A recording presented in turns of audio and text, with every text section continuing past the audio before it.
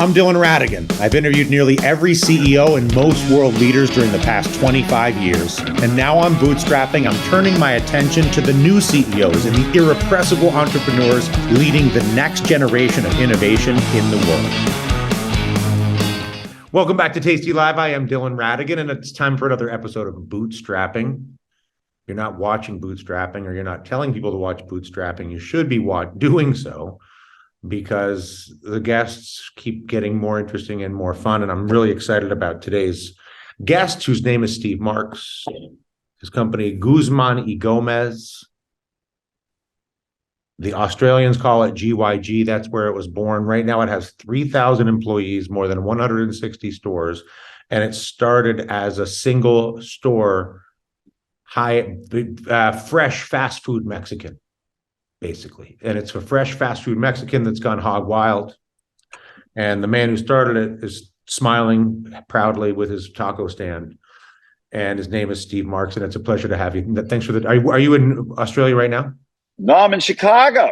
Oh, we're in Schaumburg, opening up store number 2 in the Chicago suburbs. So it's a little colder than Australia. How can you be from Sydney and talk like you're from Brooklyn? You can never shake the accent. My mom's actually from Brooklyn, man. I was born. I grew up on Long Island, and no matter how long I live in Australia, it's been 20 years. I can't shake it.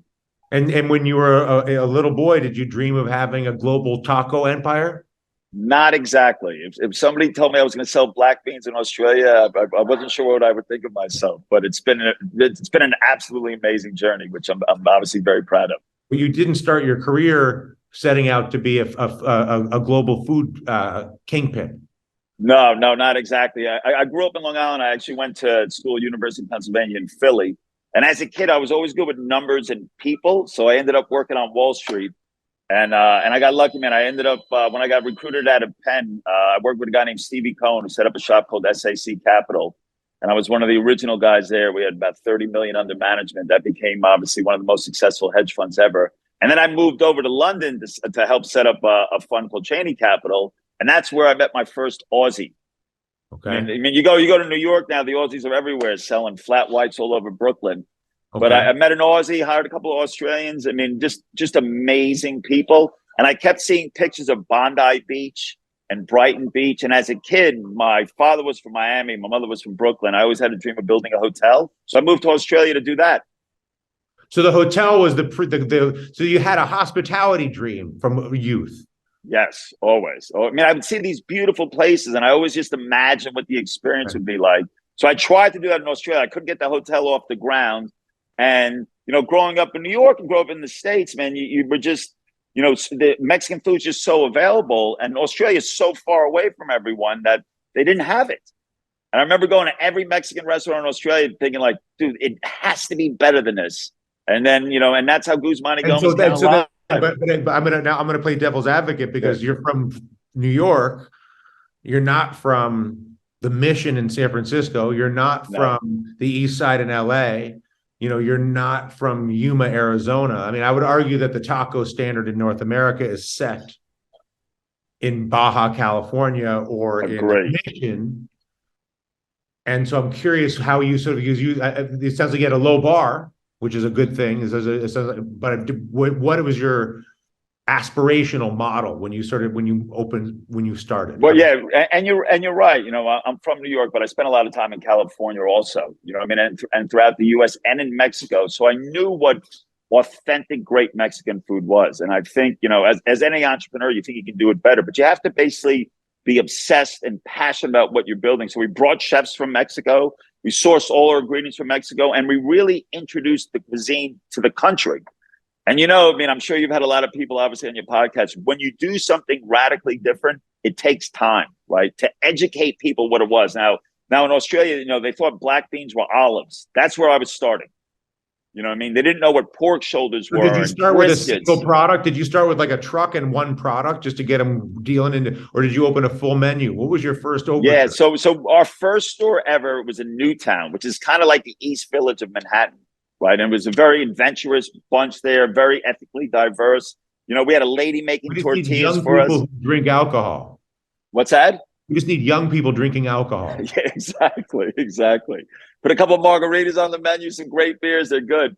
And what happened was, we made our own tortillas. We obviously the first ones doing, like a carnitas, and we used briskets. The quality of our food was exceptional. For me, I would call, ensenada style, right? Like a soft tortilla with fresh vegetables, fresh meat, or whatever. Everything fresh. And we did burritos and tacos and quesadillas. And I think, when you introduce something where people are just so uneducated about it, there's two ways to go, right? Either you dumb it down so they like what they think they like, or you go through a lot of pain in educating people and never compromising on quality, and that eventually that they'll get there. And that's been the journey from GYG, is never compromising on quality and really educating people through trial of what delicious, authentic Mexican food is. And is that done in a physical way in the store, or is that done with a communications campaign using technology, or is that when you say that, so you have to fill this education gap now in your consumer? Yeah, so early on, obviously, now we have, there's a huge team behind GYG as we open up big digital world with a story. And 16 years ago, it wasn't like that, man. It was old school, right? Man, I had to basically make food, make burritos, and get it to people. So trial was nonstop.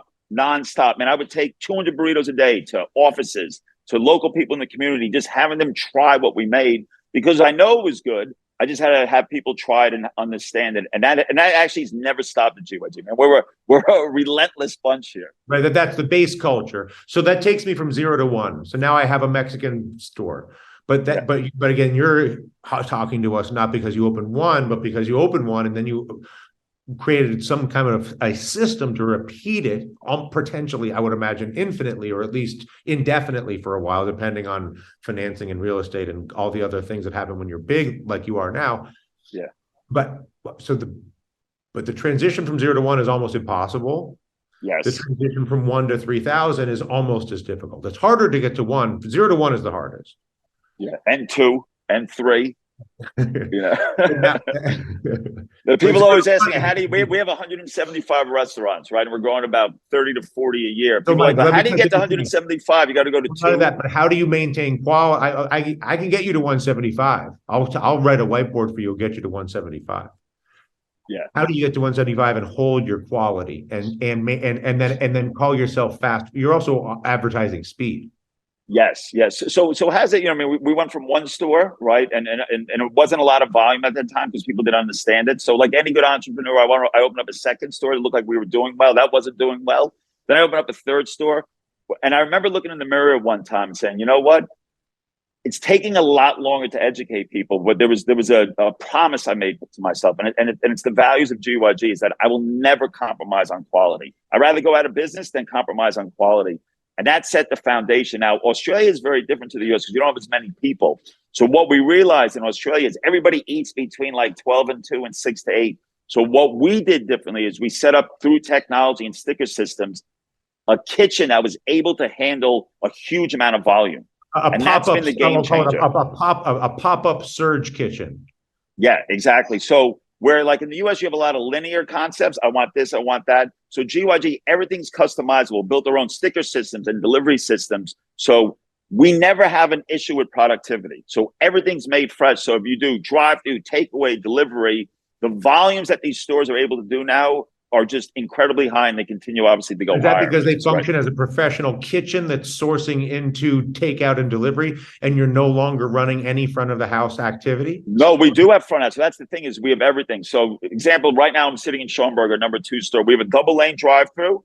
I've got 80 seats in the dining room. You actually go to the counter to order with this amazing energy. Like people always say to me, how does GYG, how does it become successful and how is it sustainable? Food and people. The culture of GYG, and I think a lot of the times in the US and in Australia, when you go to fast food, and that's been like kind of our real sort of turning point for us. We want to reinvent fast food. This is fast food for this generation. Impossible. Impossible. What's impossible? Having fast food and holding that level of quality is impossible. Can't do it. And that's what people think. That's the educational piece. And you're sitting here telling me that you believe that the supply chain has changed, or you can relate to the supply chain of agriculture and food and water and all the things in a regionalized way that supports fast food. I mean, think about this. What's happening in fast food? So the only question is, what is it about the supply chain that makes you think you can do that? Well, what I think what's happened before with traditional fast food companies, right? They got the fast part, but they've compromised on quality. So we looked at the other way around. We will never compromise on quality ever, right? And we figured out through technology, we figured out fast. And that's the game-changing thing for us. And in Australia right now, we're far ahead of any other fast food places. We can open up these big double-lane drive-thrus because you can't open up drive-thrus unless you're fast.